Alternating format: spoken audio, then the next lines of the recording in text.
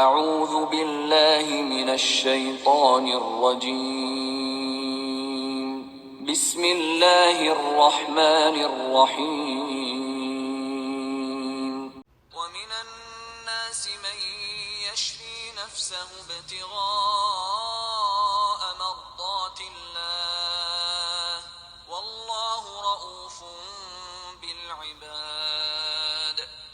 السلام علیکم ورحمۃ اللہ وبرکاتہ، نحمدہ ونصلی علی رسولہ الکریم، اما بعد فاعوذ باللہ من الشیطان الرجیم، بسم اللہ الرحمن الرحیم، رب اشرح لی صدری ویسر لی امری واحلل عقدۃ من لسانی یفقہوا قولی، ربنا زدنا علما، آمین۔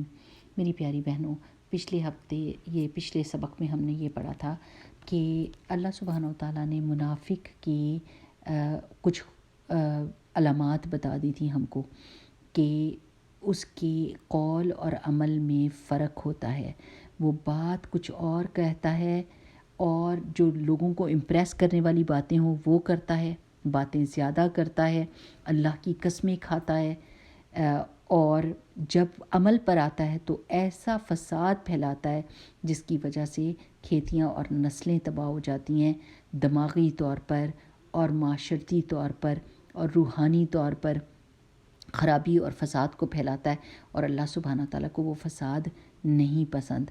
اور میں نے آپ کو یہ مثال دی تھی کہ ہم اصلاح کے نام پر میڈیا میں، یعنی اس قدر فساد پھیلایا جاتا ہے میڈیا کے تھرو، عورت کو اس کے اپنے فرائض سے بالکل نابلد کر دیا گیا ہے کہ اس کے اصل میں فرائض کیا تھے اس کو نہیں پتہ، آدمی کو کسی اور راستے پر، کسی اور ڈگر پر ڈال دیا، آدمی گھر بیٹھنے پر راضی ہو گیا، عورتیں کمانے پر راضی ہو گئی ہیں۔ وہ جو اللہ سبحانہ تعالیٰ کا پلان اور جو اللہ سبحانہ تعالیٰ کی گائیڈنس ہے کہ مرد کے کیا فرائض ہیں اور کیا حقوق ہیں اور عورت کے کیا فرائض اور کیا حقوق ہیں، ان کو بالکل الٹ کر دیا گیا، ان کی سوچ کو تبدیل کر دیا گیا، ان کے لائف سٹائل کو چینج کر دیا گیا، جس کی وجہ سے نسلیں تباہ ہو رہی ہیں، ٹھیک ہے نا، دماغی طور پر بھی۔ اور پھر یہ کہ جیسے میں نے آپ کو بتایا تھا کہ جب اس طرح کا فساد پھیلایا جاتا ہے معاشرے میں تو پھر وہ جو گناہ عام ہو جاتا ہے، ان گناہوں کے وبال کے طور پر بھی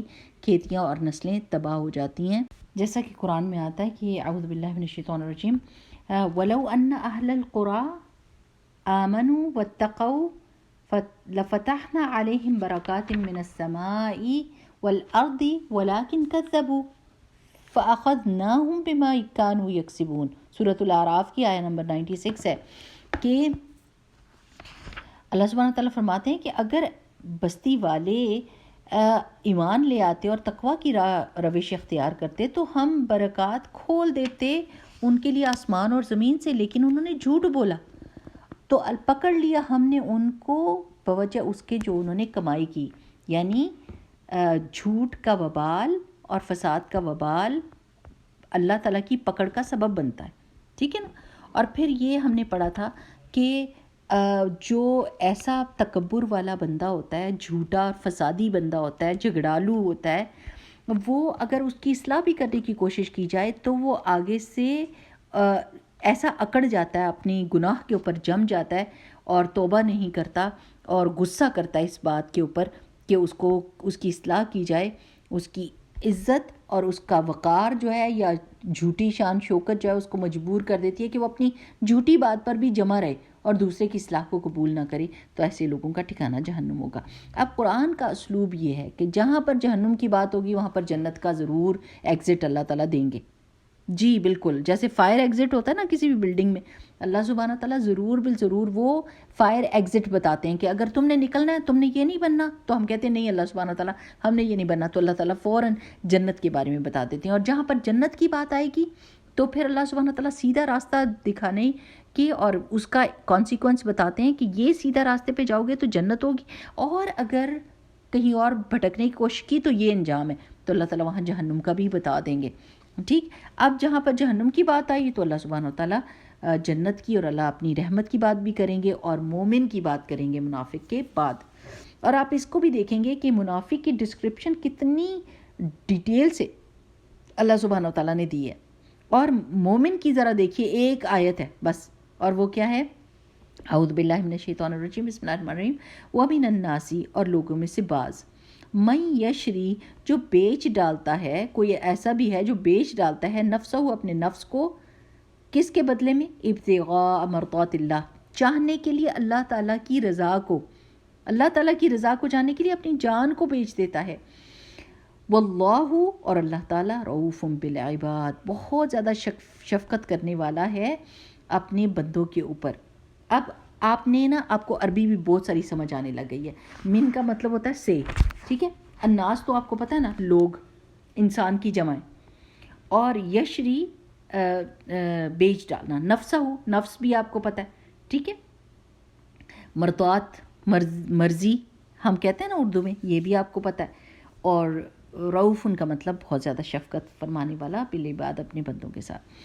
اب سبحان اللہ کہ یہ ایک اور ہی کیریکٹر ہے جس نے دنیا کو اپنا مقصد ہی نہیں بنایا، اور جس نے یہ سمجھ لیا ہے کہ اللہ سبحانہ تعالیٰ نے جیسے قرآن میں فرمایا نا، ان اللہ اشتری من المؤمنین انفسهم واموالهم بان لهم الجنہ، کہ اللہ سبحانہ تعالیٰ نے مومنوں سے ان کے مال اور ان کی جانیں خرید لی ہیں، کس کے بدلے میں؟ کیونکہ ان کے لیے جنت ہے، بے شک ان کے لیے جنت ہے۔ تو جنت جو ہے نا میری پیاری بہنوں، اس قدر مہنگی چیز ہے، اس کا سودا اتنا مہنگا ہے، ہم اس کی قیمت نہیں چکا سکتے۔ ہم ذرا ادھر دیکھیں، چاہے کوئی پاکستان میں رہ رہا ہے، بنگلہ دیش میں رہ رہا ہے، عرب میں رہ رہا ہے، کینیڈا میں، امریکہ میں، کہیں پر بھی آپ ذرا دیکھیے گھروں کی قیمتیں کیا ہیں۔ ہم پوری زندگی 30 ایئرس کی مارگیج لیتے ہیں لوگ، اور اس میں بھی پوری نہیں کر پاتے، اور گناہ کا بھی شکار ہوتے ہیں، کبیرہ گناہ بھی مول لے لیتے ہیں، اور اس میں رہنا بھی نصیب نہیں ہوتا۔ جب وہ ختم ہوتی ہے تو ساتھ ہی بندے کے بھی ٹائم ختم ہو جاتا ہے۔ ہم تو اون نہیں کر سکتے گھر کو، بہت کم لوگ ہیں جو گھر کو خرید سکتے ہیں پورے کا پورا، اور اگر خرید بھی لیں تو کتنا سا گھر ہوتا ہے، ہم اس کا پلر چینج نہیں کر سکتے، ہزار چیزیں ہمیں ناپسند ہوتی ہیں اس گھر کی۔ بہت زیادہ خوبصورت بھی گھر ہو تو کوئی نہ کوئی اس میں ایسی سوئی ہمیں چبھتی رہتی ہے، یا گھر چھوٹا ہوتا ہے اور اگر بڑا ہوتا ہے تو پھر اس میں ہم کو کوئی اور تکلیف لگ جاتی ہے۔ لیکن جنت کا گھر گھر ہی نہیں ہے، سلطنت ہے ایک قسم کی، سمجھیں آپ کی اپنی پوری دنیا ہوگی وہاں پر۔ تو اس چیز کو ہم خرید نہیں سکتے۔ اب وہ کیا ہے، آپ دیکھیں، آپ اپنی کتنا پاؤڈر کریمیں خرید لیتی ہیں، آپ کو کوئی حسن ہمیشگی کے لیے رہتا ہے؟ نہیں، بڑھاپا نظر آنے لگ جاتا ہے آنکھوں کی جھریوں سے، آپ کے ہاتھوں کی جھریوں سے، آپ کی گردن کی جھریوں سے نظر آنے لگ جاتا ہے نا۔ اچھا، آپ کتنی بھی جوان رہنے کی کوشش کریں اور کتنا بھی ایکسرسائز کریں، بڑھاپا آپ کو آپ پکڑتا ہے، اور انسان کی ہڈیاں بوٹیاں کمزور ہو جاتی ہیں، اور گوشت جو ہے وہ ہڈیوں سے جدا ہونے لگ جاتا ہے، آپ اس کو نہیں روک سکتی بڑھاپے کو۔ کتنا دل چاہتا ہے کہ اب پرفیکٹ زندگی ہو گئی ہے، اب مزہ کرنے کا ٹائم ہے، سب بچوں کی شادیاں کر دی ہیں، تو اس وقت کیا ہوتا ہے؟ اس وقت موت آ کے پکڑ لیتی ہے۔ یعنی یہ دنیا جو ہے نا، یہ فانی ہے، اس کی خوشیاں بھی فانی ہیں، اور اس میں ہر بندہ بھی فانی ہے، ہر چیز بھی فانی ہے، ہر فیلنگز بھی فانی ہے۔ جو چیز آج آپ کو بہت اچھی لگے گی، کل آپ اس کو دیکھ نہیں سکیں گے۔ آج جو چیز آپ کو بہت مرغوب ہے، کل آپ وہ کھا نہیں سکیں گے، ہضم نہیں کر سکیں گے۔ سو ہر چیز کی نا اینڈ ہے۔ تو بہترین انسان اور عقل مند ترین انسان وہ ہوتا ہے جو اس فانی دنیا کی قیمت ادا کر کے اور ایسا گھر لے لے جس کی قیمت چکائی نہیں جا سکتی، جو سمجھیں کہ مفت ہی ملے، صرف کوشش کرنے کے اوپر آپ کو وہ گھر مل سکتا ہے، جس میں ابدی خوشی ہے، ابدی جوانی ہے۔ ابدی کا مطلب ہے ہمیشہ رہنے والی جوانی، ہمیشہ رہنے والی زندگی، ہمیشہ رہنے والی خوشی، ہمیشہ رہنے والے مزے، ہمیشہ رہنے والی جوانی، اور کوئی ذمہ داری نہیں، کوئی کھانا نہیں پکانا، کوئی روزی کی تلاش کوئی نہیں ہے، کوئی فکریں نہیں ہے۔ لیکن اس بہترین زندگی اور ہمیشہ والی زندگی کے لیے اس دنیا کی قربانی دینی پڑے گی، اس کو بیچنا پڑے گا، اس میں اپنی مرضی کو قربان کرنا پڑے گا۔ یہاں پر اللہ سبحانہ تعالیٰ نے کہا ہے کہ ہم نے اللہ کی بات ماننی ہے، اور وہاں پر ہماری بات مانی جائے گی، ٹھیک ہے نا۔ تو رسول اللہ صلی اللہ علیہ وسلم کی حدیث کے مطابق یہی ہے نا کہ جو دنیا کا بھلا چاہے گا تو اس کی آخرت میں ضرور کمی ہوگی، اور جو آخرت کی کامیابی چاہے گا اس کی دنیا میں ضرور کمی ہوگی۔ یعنی دونوں چیزیں پرفیکٹ نہیں مل سکتی، کہیں نہ کہیں قربانی دینی پڑے گی۔ تو بہترین انسان، عقل مند ترین انسان وہ ہوتا ہے جو اس فانی دنیا کو، جو کمتر ہے، جو کم قیمت ہے، جس کا کوئی بھروسہ نہیں ہے، اس کو دے دے اور ہمیشگی کی زندگی کو لے لے۔ تو کچھ لوگ ایسے ہوتے ہیں جو ان کو کسی چیز سے محبت نہیں ہوتی، وہ اپنی دنیا کی چیزوں کو متاع سمجھتے ہیں۔ اچھا، یہ آئیڈیا بھی اپنے دماغ میں کلیئر کر لیں۔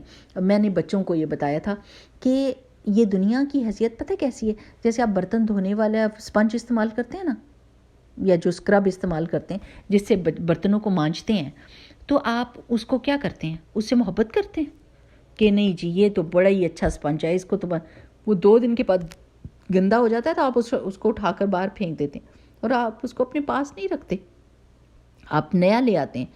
تو جب لوگ کہتے ہیں آپ کو اس سے پیار نہیں، تو آپ کہیں نہیں، یہ کوئی چیز ہے پیار کرنے والی؟ تو یوز کرنے کی چیز ہے، یہ تو استعمال کی چیز ہے، اس کو پھینکنا ہے، اس سے پیار نہیں کرنا۔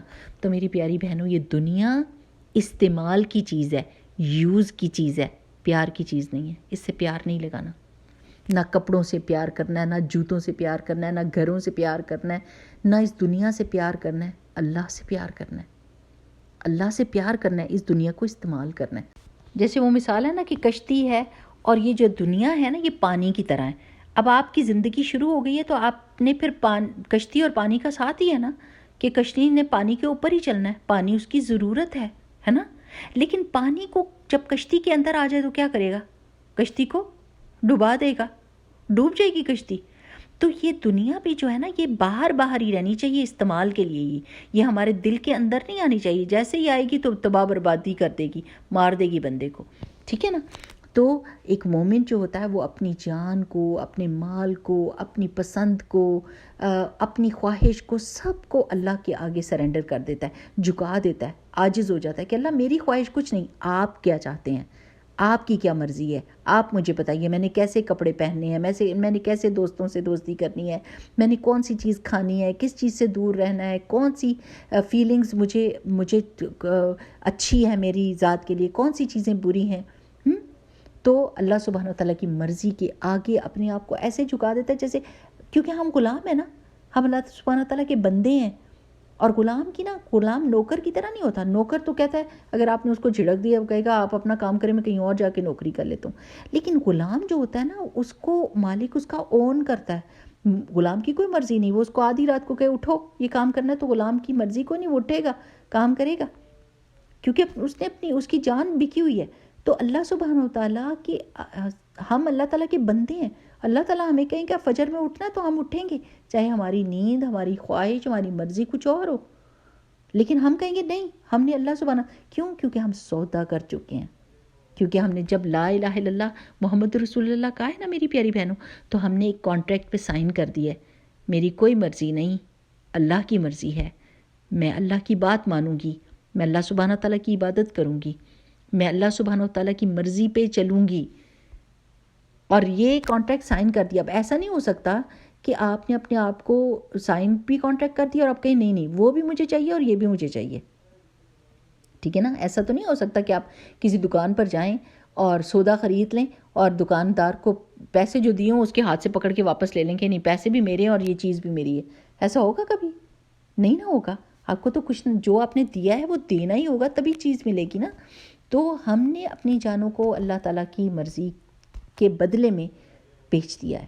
ہمیں صرف اللہ سبحانہ تعالیٰ کی مرضی چاہیے، اللہ تعالیٰ کی رضا چاہیے، اور پھر اللہ سبحانہ تعالیٰ ہمارے ساتھ کیا معاملہ کرتا ہے، واللہ رؤوف بالعباد۔ اللہ سبحانہ تعالیٰ دنیا کے مالکوں جیسا نہیں ہوتا کہ وہ اپنے غلام کے ساتھ کیا سلوک کرتے ہیں۔ اللہ سبحانہ تعالیٰ تو انتہائی شفیق اور مہربان ہے۔ یعنی رؤوف، راف جو ہوتا ہے نا، وہ جیسے باپ کا پیار ہوتا ہے نا، اس کو کہتے ہیں کہ اس میں شفقت بھی ہوتی ہے، محبت بھی ہوتی ہے، اور تکلیف میں نہیں دیکھ سکتا، ہے نا۔ تو اللہ سبحانہ تعالیٰ انتہائی شفیق ہیں، لیکن کن کے ساتھ؟ اپنے بندوں کے ساتھ۔ اور جب اللہ سبحانہ تعالیٰ ہمیں اپنا بندہ کہتے ہیں نا، تو یہ ہماری شان کو بڑھا دیتا ہے، کیونکہ ہماری نسبت اللہ سبحانہ تعالیٰ سے ہو جاتی ہے نا، کہ اللہ تعالیٰ کے بندے ہیں۔ یعنی دنیا میں اگر جس طرح ہوتا ہے نا کہ کسی بادشاہ کا وزیر یا اس طرح، تو وہ کہتا ہے میں اس بادشاہ کا وزیر ہوں، تو بندے کہتے ہیں واو کیا اس کی شان ہے۔ تو کسی بھی نسبت سے انسان کی شان بڑھ جاتی ہے. اور جہاں پر ملک الملیک کے ساتھ نسبت ہو جائے کہ بادشاہوں کے بادشاہ کے ہم بندے ہیں، ہم اس کے غلام ہیں، جس کی ملکیت دنیا جہان سب چیزوں کا مالک ہے، خالق ہے وہ، تو ہماری شان کتنی بڑھ جائے گی نا. تو اللہ سبحانہ و تعالیٰ سے بہترین کی امید رکھا کریں میری پیاری بہنوں. میں ہمیشہ مثال دیتی ہوتی ہوں اپنے خرگوش کی، کہ ہمارا خرگوش تھا اور ہم 17ویں منزل پہ رہتے تھے، اور اس کا جو کیج تھا نا وہ ہم نے اپنے سن روم میں رکھا تھا. سن روم میں اوپر سے نیچے تک، چھت سے لے کے زمین تک شیشے کی دیوار تھی، اور نیچے ساری گاڑیاں چلتی ہوئی نظر آتی تھی. تو جب میں اس کو کھولتی تھی تو کمرے میں بھاگتا تھا، لیکن حیرت اس کی تب ہوتی تھی جب وہ شیشے سے دونوں پاؤں جوڑ کے نیچے دیکھتا تھا اور کہتا تھا واو. مجھے لگ رہا ہوتا جیسے کہہ رہا کیا دنیا ہے باہر، لیکن یہ تو مجھے باہر ہی نہیں جانے دیتی. جب میں باہر جاؤں تو میں مزے کروں، حالانکہ مجھے پتا ہے کہ اگر میں اس کو جانے دوں تو کوئی نہ کوئی گاڑی اس کو کچل کے رکھ دے 2 منٹ کے اندر، اس کو تو اس کا نہیں پتا. تو اللہ سبحانہ و تعالیٰ نے بھی ہمیں یہ دنیا جو دی ہے اس میں ہماری لمٹس رکھی ہیں اور ہر چیز فراہم کی ہے، کھانا پینا پیار. جیسے میں اپنے خرگوش کو خوب لاڈ کرتی تھی، کھانا اس کی ٹریٹ سب دیتی تھی، اور وہ گھومتا پھرتا تھا گھر میں بھی، لیکن یہ کہ میں اس کو اس جگہ سے روکتی ہوں جہاں پر جا کے یہ مارا جائے گا.